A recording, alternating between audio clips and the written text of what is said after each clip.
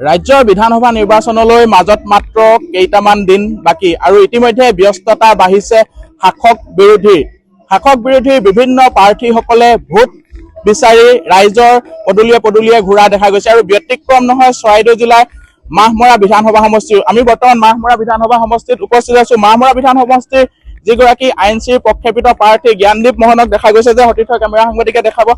এনেদৰে এতিয়া ৰাইজৰ মাজলৈ তেওঁ ভোট ভিক্ষা কৰি সোমাই যোৱা দেখা গৈছে। আমি পোনে তেওঁৰ মাজলৈ যাবলৈ চেষ্টা কৰিম, অলপ মনৰ কথা পাতিবলৈ চেষ্টা কৰিম। যিহেতু আপোনাক প্ৰাৰ্থী প্ৰক্ষেপিত কৰিছে বিৰোধী পক্ষই, কি ক'ব বিচাৰিব, কেনেদৰে ৰাইজৰ মাজলৈ সোমাই পৰিছে আপুনি?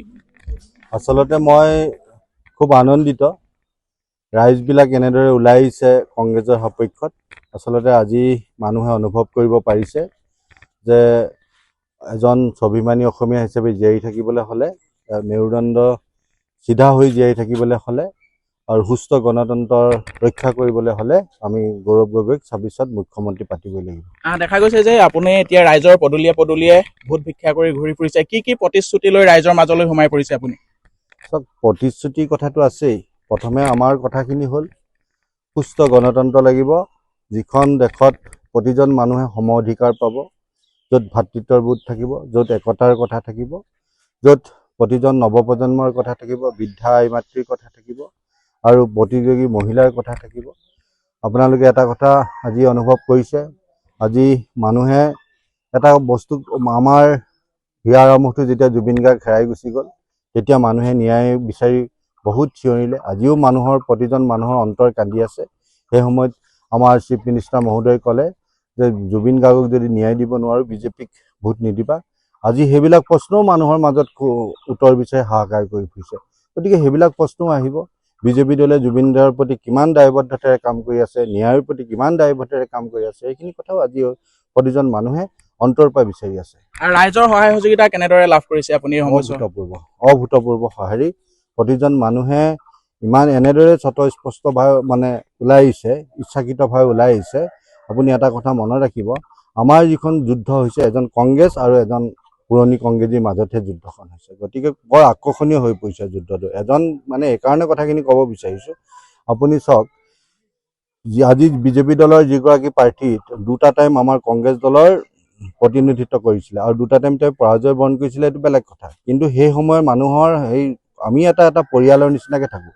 আজি কংগ্ৰেছ দলে মোক প্ৰাৰ্থিত্ব প্ৰদান কৰিছে, এইটো বেলেগ কথা।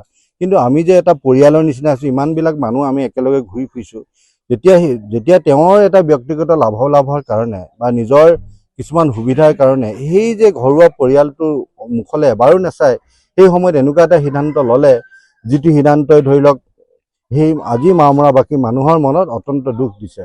আপোনাৰ এটা কথা মনত ৰাখিব, মাহমৰাবাসী মানুহ খুব সচেতন, ৰাজনৈতিকভাৱে সচেতন, শৈক্ষিকভাৱে সচেতন আৰু ইয়াৰ উদাহৰণ কিন্তু লোকসভা ইলেকশ্যনত দেখুৱাই দিছে। আৰু আপোনালোকে দেখিছে আমি কেনেদৰে বিপুল ভোটত মাহমৰা সমষ্টি জয়লাভ কৰিছিলোঁ। দেখা গৈছে যে মাহমৰাত বিভিন্ন সমস্যা আছে, এই সমস্যাসমূহক আপুনি কেনেদৰে উত্থাপন কৰিব বিচাৰিব? মাহমৰা সমষ্টিটো একচুৱেলি বৰ ভিতৰুৱা সমষ্টি।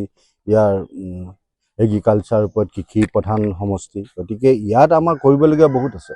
নিবনুৱা সমস্যাটো আছেই, নতুন প্ৰজন্মৰ কথা আছে, আমাৰ ইয়াত ভাল এখন শিক্ষা অনুষ্ঠান নাই, গতিকে শৈক্ষিক পৰিৱেশৰ কথা আছে, এখন ভাল কলেজ নাই, চিকিৎসাৰ ক্ষেত্ৰত আমাৰ এখন ধৰি লওক 2-এটা বজাৰ পিছত আমি কোনো এজন ডক্তৰ বিচাৰি নাপাওঁ। গতিকে এইবিলাক বহুত কথাই আছে। এইবিলাক সময়ত বহুত সপোন আছে মাহমৰাক লৈ, সেইবিলাক সময়ত আমি আগবাঢ়ি যাম।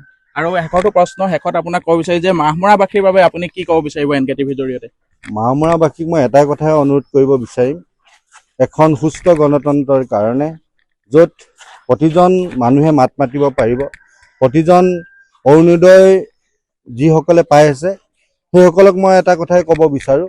আমাৰ গৌৰৱ গগৈ ডাঙৰীয়া এটা কথা কৈছে যে যিসকলে অৰুণোদয় পাইছে তেওঁলোকক এইখন চৰকাৰে একটা ব্লেকমেইলিং কৰে। আপুনি ধৰি লওক তেওঁলোকৰ সভালৈ যাব লাগিব, তেওঁলোকৰ মন কী বাত শুনিব লাগিব।